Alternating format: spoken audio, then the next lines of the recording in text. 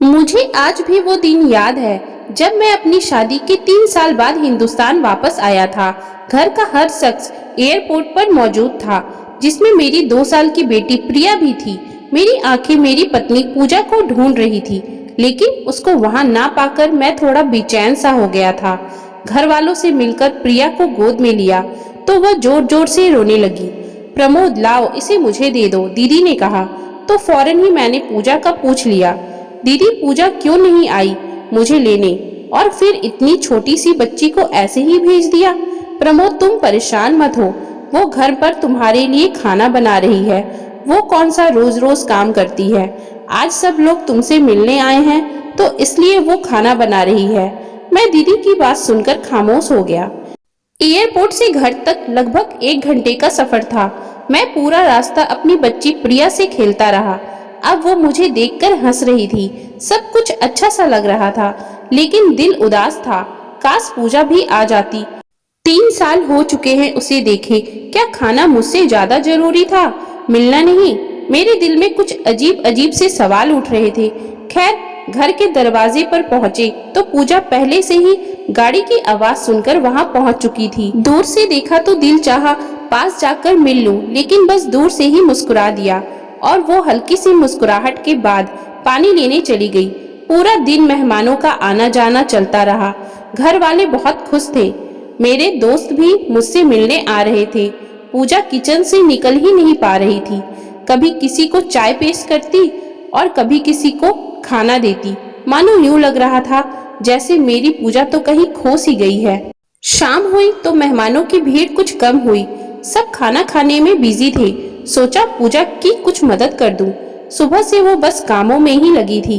अभी उठा ही था कि मम्मी ने बुला लिया, प्रमोद मेरे पास आकर बैठो। जी, पूजा से कुछ बात करनी है, आ रहा हूँ। उसे छोड़ो, काम खत्म करके खुद ही आ जाएगी। वैसे भी कौन सा काम करती है, आज ही तो करने लगी है, उसे करने दो। मैं हैरान था क्योंकि पूजा के बारे में मैं ये दूसरी बार सुन रहा था। पूजा के खिलाफ कहीं ना कहीं आग मेरे दिल में भी लग चुकी थी। सुबह जब दीदी ने पूजा को काम ना करने को बोला और साथ में मम्मी भी पूजा को डांटने लगी, तो मैं भी चुप करके बैठ गया और सोचने लगा शायद मम्मी ठीक कह रही होंगी। आखिर वो मेरी माँ है, गलत कैसे कह सकती हैं। रात को जब सब सोने चले गए तो पूजा से कुछ बात करने का मौका मिला। पूजा, इतनी चुप क्यों रहती हो तुम तो बहुत बोला करती थी, याद है ना? पूरा दिन हम ऑफिस में बस तुम्हें चुप कराया करते थे। कभी वो उससे लड़ाई तो कभी मैडम सुनीता से। दरअसल पूजा और मैं एक ही ऑफिस में नौकरी करते थे। पूजा मुझे पहले दिन से ही पसंद आ गई थी। जब वो पहले दिन नौकरी पर आई थी, मासूम सी थी पर बोलने में पूरी तोता थी। हमने 3 साल तक एक साथ जॉब की। फिर मुझे बाहर जाने का मौका मिला तो जॉब छोड़ दी, लेकिन पूजा को कभी नहीं भूल सका। उसको अपनाना चाहता था, उससे शादी करना चाहता था। तभी माँ को राजी किया, जो कि बहुत ही मुश्किल काम था, और फिर आखिरकार हम एक हो ही गए। मैं बस 1 महीने के लिए ही अपनी शादी पर आ सका। शादी के बाद इधर उधर दावत और घूमना फिरना लगा रहा। पूरा महीना गुजर गया, पता ही ना चला। पूजा ने अभी इतना ही कहा था कि प्रिया ने रोना शुरू कर दिया। पूजा उसको चुप कराने और सुलाने में लग गई। मेरी आंख कब लग गई पता ही नहीं चला। सुबह प्रिया के रोने की आवाज से मेरी आंख खुल गई। पूजा, यार प्रिया को देखो, ये क्यों रो रही है? पर प्रिया के ज्यादा रोने के वजह से आखिर मैं उठ ही गया। पूजा, कहाँ हो यार? ये कहते हुए मैं प्रिया को लेकर कमरे से बाहर आया तो फिर से पूजा को किचन में ही पाया। चने कम पड़ गए हैं। पूजा, चने और लाना। मम्मी की आवाज मेरे कानों में पड़ी तो कुछ देर रुक सा गया। सब लोग खाने की मेज पर थे सिवाय पूजा की। कि मम्मी ने मुझे देखा तो बुला लिया, आ जाओ बेटा, नाश्ता तैयार है, देखो तुम्हारे सब भाई बहन मौजूद हैं। मम्मी, पूजा कहाँ है? प्रिया को भूख लगी है। तभी दीदी बोली, लाओ प्रिया को मुझे दे दो, तुम फ्रेश हो जाओ, मैं इसे देखती हूँ। आज फिर से पूजा किचन में अकेली, और पूरा खानदान जिसमें कम से कम 20 लोग तो होंगे। पूजा खाना बनाने में बिजी थी। मम्मी तो कह रही थी कि पूजा कोई काम ही नहीं करती, बस कल ही किया था। तो फिर यह सब क्या था? फिर मैंने कहा, पूजा अपना और मेरा खाना बाहर ले आओ। शायद मेरी ये बात किसी को भी अच्छी नहीं लगी थी। पर कुछ ऐसा भी था जो मुझे भी अच्छा नहीं लग रहा था। सुबह से दोपहर, दोपहर से शाम पूजा का बस एक ही काम था कि वो हर किसी की ख्वाहिश पूरी करने में लगी रहती थी। मैं समझ चुका था कि पूजा इतनी चुप क्यों हो गई है। मेरे घर में आ जाने के बाद पूजा के चेहरे पर फिर से कुछ बदलाव आना शुरू हुआ था। शायद मेरे जाने के बाद सब उस पर हावी हो जाएंगे, तभी वो थोड़ा सहम चुकी थी। वक्त गुजरता रहा, अब वो थोड़ा काम छोड़ भी दिया करती थी या मुझसे कह देती और मैं खुशी से उसकी मदद करने को उठ जाता। आज मम्मी की आवाज आई कि पूजा नाश्ता बना दो, नेहा आई है। नेहा मेरी दीदी का नाम था, जिनकी शादी हमारे घर के करीब ही बाबा के दोस्त के लड़के से हुई थी। दीदी तकरीबन रोज ही हमारे घर आ जाया करती थी। पूजा की कमर में दर्द था। मेरे मना करने के बावजूद वो किचन में गई और नाश्ता तैयार करने लगी। क्योंकि प्रिया अभी सो रही थी, इसलिए मैं दीदी से बातें करने में मसरूफ हो गया। दीदी हम सब बहन भाइयों से बहुत प्यार करती थी और हम सब उनको बहुत पसंद करते थे। प्रमोद प्लीज खाना लगवा ले मेरे साथ में। हाँ ठीक है। मैं सर हिलाकर उठकर खड़ा हुआ और पूजा की मदद करने लगा। यह बात किसी को भी अच्छी नहीं लगी। जब सब नाश्ते से फ्री हो गए और पूजा भी प्रिया को लेकर कमरे में चली गई, तब दीदी और मैं एक दूसरे से बातें करने में व्यस्त हो गए। दीदी ने कहा, प्रमोद तुम जानते हो मैं तुम लोगों से बहुत प्यार करती हूँ।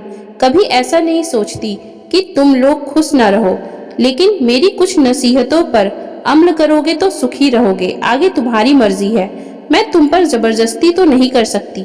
जी दीदी आप बोले। आपको मालूम है कि हम सब भाई बहन आपकी और मम्मी की बात को जरूर अहमियत देते हैं। प्रमोद तुम अपनी बीवी की मदद जरूर किया करो, लेकिन इस हद तक जब तक कि तुम्हें कोई ना देखे।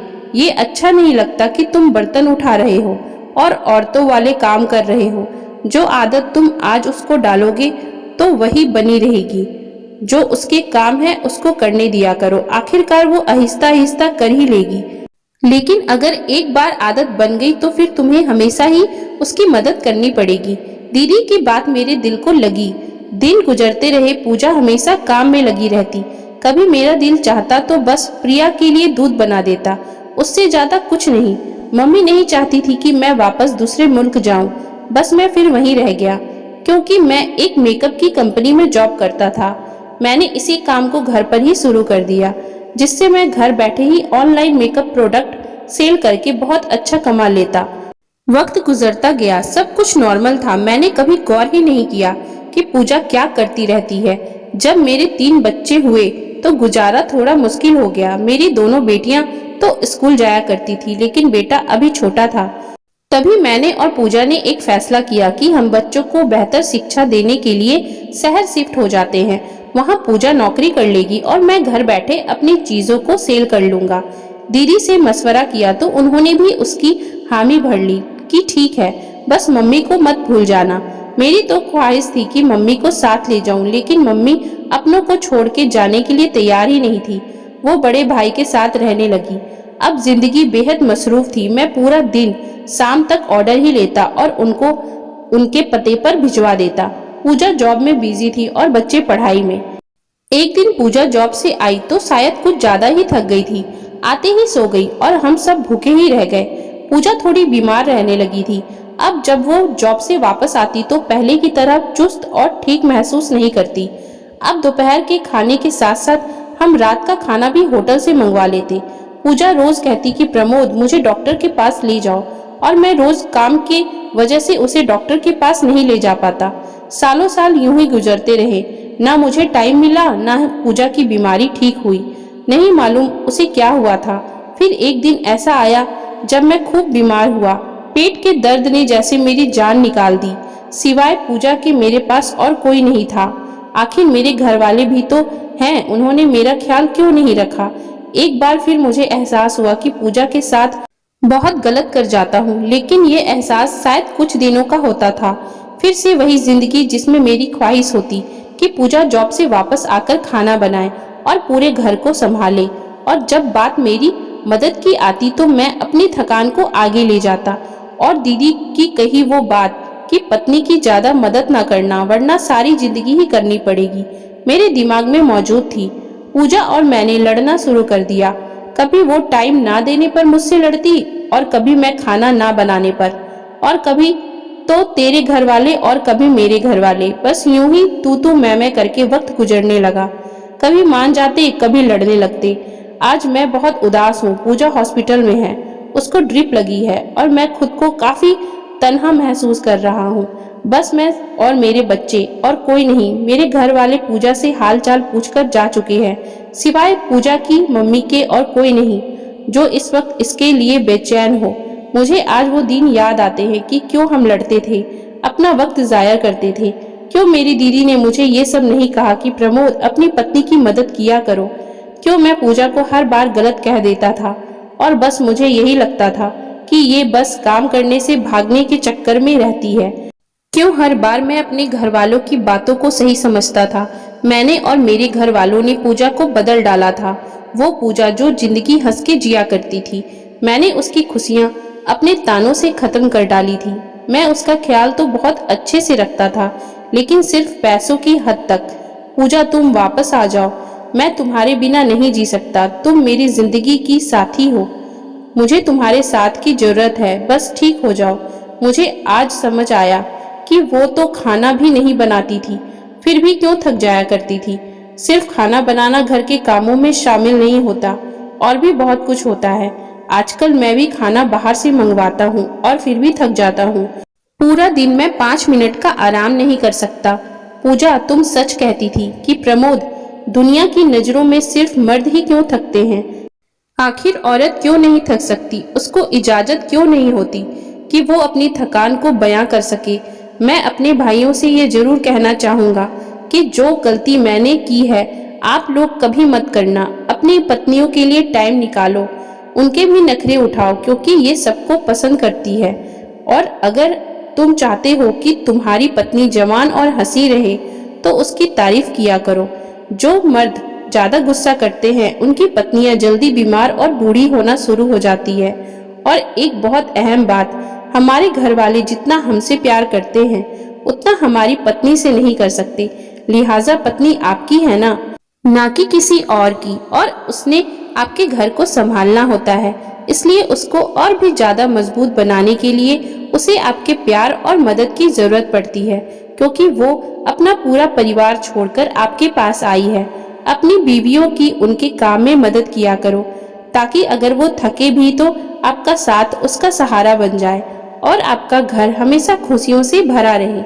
तो दोस्तों, अगर आपको हमारी आज की ये कहानी पसंद आई हो तो कृपया आप हमारे चैनल को लाइक, शेयर एंड सब्सक्राइब जरूर कर लें, जिससे हम आपके लिए और भी अच्छी अच्छी कहानियां लाते रहें। Thank you for watching.